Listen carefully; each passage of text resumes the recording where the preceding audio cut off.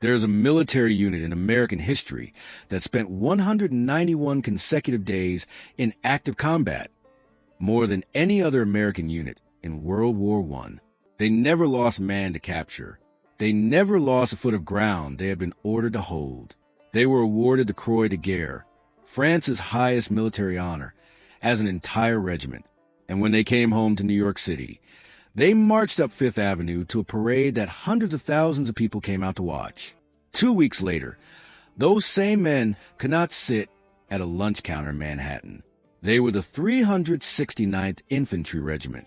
The United States Army called them a colored regiment. The Germans called them the bloodlusted Schwarz Männer, the bloodthirsty black men. The French called them heroes. History almost forgot them entirely. Their name was the Harlem Hellfighters, and this is their story. Act 1. The Army that didn't want them. When the United States entered World War I in April 1917, black Americans faced an immediate and painful contradiction. Their country was asking them to fight for democracy abroad, a democracy that did not extend to them at home. Jim Crow laws governed the South. Segregation governed the North. Lynching was not yet a federal crime. Black Americans could not vote freely in most of the country. And the United States Army, reflecting the society that had created it, did not want black soldiers in combat roles. The official Army position was clear. Black men were not suited for combat. They could serve in labor battalions, digging trenches and unloading ships. But fighting actual combat with rifles in the front lines was considered a white man's role. Black units that were formed were given inferior equipment, inferior training, and inferior assignments. They're white officers because black men were not permitted to command their own units in most cases. Frequently regarded them with open contempt. The 15th New York National Guard Regiment, which would become the 369th Infantry, was formed in Harlem in 1916 before American entry into the war. Its men came from the streets and churches and jazz clubs of Harlem, the heart of black New York. They trained with broomsticks because the Army would not issue them rifles.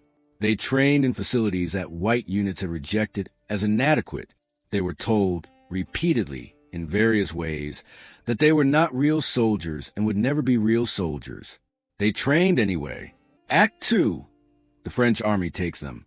When the 369th arrived in France in 1918, the American Expeditionary Forces, the U.S. Army Command in France, refused to integrate them into American combat operations. General Pershing's headquarters did not want black soldiers fighting alongside white American soldiers.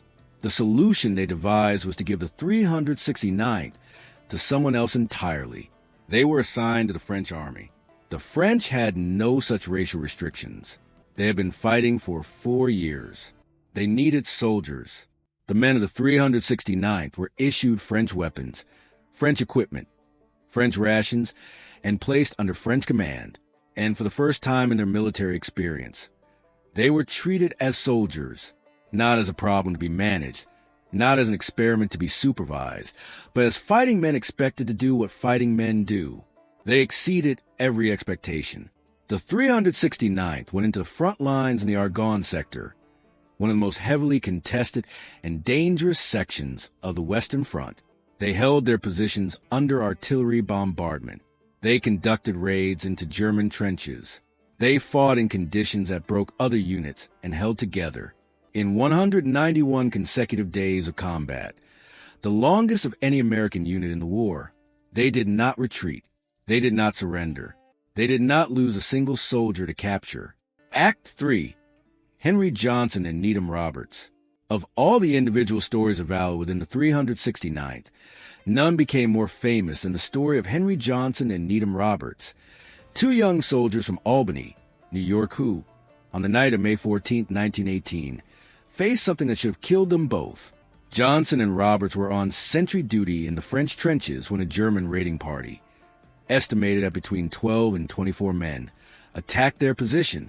Roberts was wounded almost immediately, shot and hit by a grenade, unable to fight. Johnson was also wounded, shot multiple times, hit by grenade fragments. By any reasonable calculation, 2 wounded men against a dozen or more German raiders in the dark was not a fight. It was an execution. Henry Johnson did not accept those terms.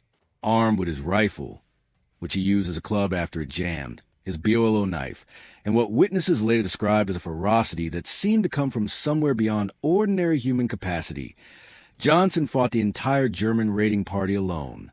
He killed 4 German soldiers. He wounded an estimated 28 more. He prevented the capture of Needham Roberts, who the Germans had begun dragging back toward their lines, by attacking the men carrying him and driving them off. When it was over, Henry Johnson had been wounded 21 times. France awarded Henry Johnson the Croix de Guerre with Palm, one of the highest individual combat honors in the French military. He became one of the first Americans of any background to receive that honor in World War I. Theodore Roosevelt called him one of the 5 bravest Americans to serve in the war. The United States Army gave him nothing. He was discharged without benefits. He returned to Albany in poor health, unable to work because of his wounds. He died in 1929, broke, in poor health, largely forgotten, at the age of 32. In 2015, 96 years after his death, President Obama awarded Henry Johnson the Medal of Honor posthumously. His grandson accepted it on his behalf. Act 4. The music and the meaning. The Harlem Hellfighters brought something to France that no other American unit carried: James Reese Europe and the Regimental Band. James Reese Europe was, before the war, one of the most famous band leaders in New York City. He had led orchestras at Carnegie Hall. He had helped introduce ragtime and early jazz to white American audiences. When he enlisted with the 369th, he brought his music with him. The 369th Regimental Band, under Europe's direction, toured France performing for Allied soldiers and French civilians. They introduced jazz to Europe, literally. French audiences who had never heard this music before were, by all accounts, transformed by it. The syncopation, the improvisation, the energy of what Europe's band played was unlike anything in European musical tradition. They were not just soldiers. They were ambassadors of a culture that America had created and then, characteristically, refused to fully honor. James Reese Europe survived the war. He returned to New York a celebrated figure. His band recorded some of the first jazz records ever made. In May 1919, less than a year after the armistice, he was stabbed and killed by a member of his own band during a concert intermission. He was 39 years old. He is buried in Arlington National Cemetery, one of the few jazz musicians to receive that distinction. Closing sequence. On February 17, 1919, the 369th Infantry Regiment marched up Fifth Avenue in New York City. Hundreds of thousands of people lined the streets. The men marched in formation so precise, so disciplined, so unwavering, that witnesses said the sidewalks shook with the sound of their feet. When they reached Harlem, the formation broke, and the men were absorbed into the neighborhood that had sent them, welcomed home by the community that had watched them leave 2 years before. They had spent 191 days in combat. They had never retreated. They had never surrendered a prisoner. They had been awarded the Croix de Guerre as a regiment. They had introduced jazz to Europe. They had proven, under the most demanding conditions imaginable, every argument that had ever been made against them to be false. 2 weeks later, the restaurants and hotels of Manhattan were still segregated. The laws that governed their lives at home had not changed. The country they had fought for had watched their parade and gone back to treating them the way it always had. Henry Johnson died broke in 1929. He received the Medal of Honor in 2015. James Reese Europe was murdered in 1919. The 369th Infantry Regiment was demobilized, and its men returned to Harlem they had left, to a country that had used everything they had and given back as little as it could. They were the Harlem Hellfighters. They deserved better. They knew it, and they kept fighting anyway, because the alternative was to stop. And stopping was the one thing they would never do. Fade to black. The 369th Infantry Regiment spent 191 consecutive days in active combat, more than any other American unit in World War I. They never lost a man to capture. They never surrendered a foot of ground.